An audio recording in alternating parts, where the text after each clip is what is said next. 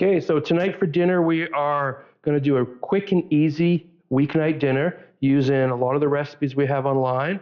And I just wanted to show you guys how with a little bit of pre-planning, making a little bit extra, having things in the freezer, you can throw together a really quick, easy dinner during the week.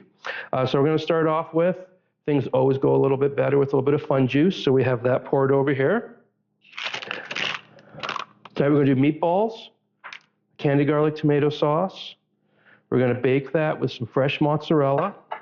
We're going to serve it with some of our homemade focaccia. Then we're going to do a salad, pre-chop some lettuce, some local greens. We have baby brassicas here from Local Harvest, local radicchio, endive. I just have this chopped in a Ziploc bag in the fridge, so during the week I can pull it out nice and easy. We made some of our pickled beets. I have some apple, some of our honey balsamic dressing. We always have like nuts and dried fruits kicking around, so I have walnuts and cranberries.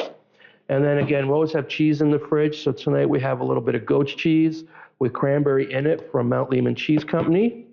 So we're gonna get to the hot stuff here first, and no, that's not me. The meatballs. So when I make the meatballs, I always make extra.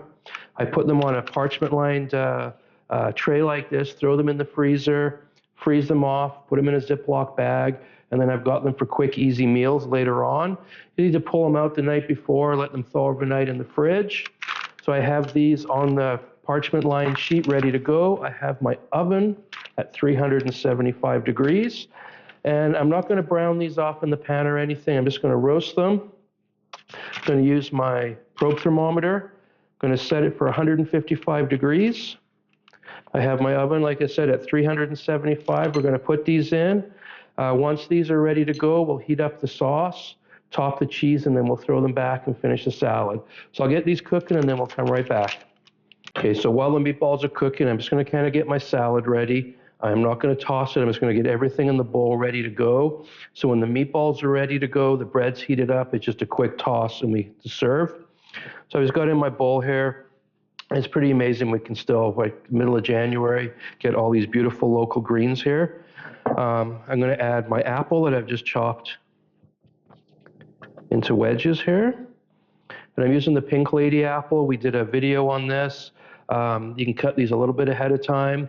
They don't discolor as fast as other apples, so they're great for salads. And then with our pickling recipe, our quick pickle, I got some beautiful candy cane beets here. But you could use in the, pickled cucumber. Sometimes we even shred the cabbage, pickle the cabbage, whatever you have. We always have the pickles kicking around in the fridge because they just add that lovely acidity to the salad. And then they're also great if you want to make charcuterie boards, cheese boards, that kind of thing. We're going to add our cranberries, our toasted walnuts here. And if you've made any of our the rosemary sea salt maple glazed walnuts, they work fantastic in here as well. And then our goat's cheese we're going to add. And if you're not a goat's cheese fan, a nice H cheddar would be nice in here as well. I'll just break that up a little bit. And the thing I like about this particular one, this is their cranberry Duchess cheese, they call it. And it's very creamy. It breaks apart nice and easily, but when you toss it, it kind of goes a little bit creamy in the salad as well, so it adds a beautiful richness to it. Now I'm just going to drizzle the dressing on top, but like I say, I'm not going to toss it till the meatballs are done. And I'm using the honey balsamic vinaigrette. I like this one because it doesn't need to be refrigerated. If you're using one of our other recipes, like the honey dill or the maple cider that are in the fridge, you're going to want to make sure you pull these out a little bit ahead of time so that the oil has a chance to liquefy. And I'm just going to put this over top like so. And this isn't going to hurt it sitting for a few minutes, and it's just going to make it a little bit easier to pull everything together once the meatballs are done. So that's good to go. I'm going to put this off to the side now. I'm going to check on the meatballs, and we'll start getting our candied garlic tomato sauce heated up. Okay, so our meatballs are ready. I'm looking for 165 degree internal temperature. I set my thermometer for 155 because by the time I put them in the sauce, put them back in the oven, they're going to come up to temperature. So I just don't want to overcook them. I've got my sauce heated here, so we're just going to throw our meatballs straight in here. So when it comes to the candied garlic tomato sauce, it is a little bit of a time thing when you're making it, slowly roasting that garlic and the onions. So I always make more, and then I put it in 1 liter deli tubs, kind of like I have here. You can do half that size, whatever makes you happy. And then I have it in the freezer ready to go. And it's great for quick meals like this. You can braise chicken in it, make a quick pasta. Just get that out of the way.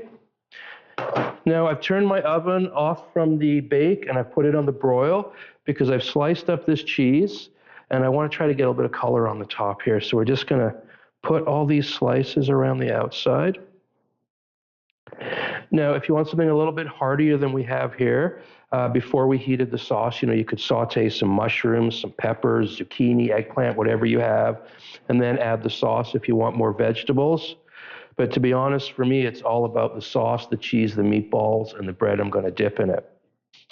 So now I'm going to add this into the oven. I'm going to keep a really close eye on it because that broiler is going to turn that color pretty quick. So we'll throw that in there.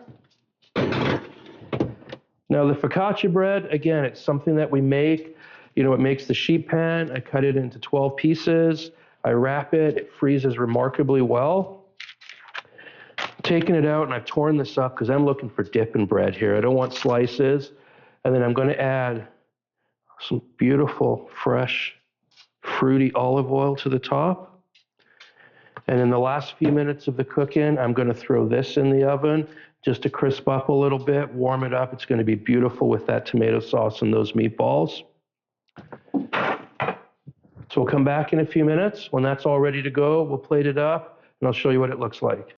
Okay, so everything's out of the oven, ready to go. See the beautiful color we got here on the cheese, the meatballs, a little bit of crispiness on the outside of the focaccia, nice and soft on the inside, and a beautiful tossed salad. Now all that's left to do is to serve this up. Oh my goodness. Look at that. Oh. Get your bread. The salad's more for Shannon. Look at that. Oh, so good. Pretty much 35 minutes to throw that together because we had all these things prepped. So try this at home. Enjoy it. Think ahead a little bit. Have some stuff in the freezer. Have some stuff in the fridge ready to go. Make for some really nice, easy weeknight meals.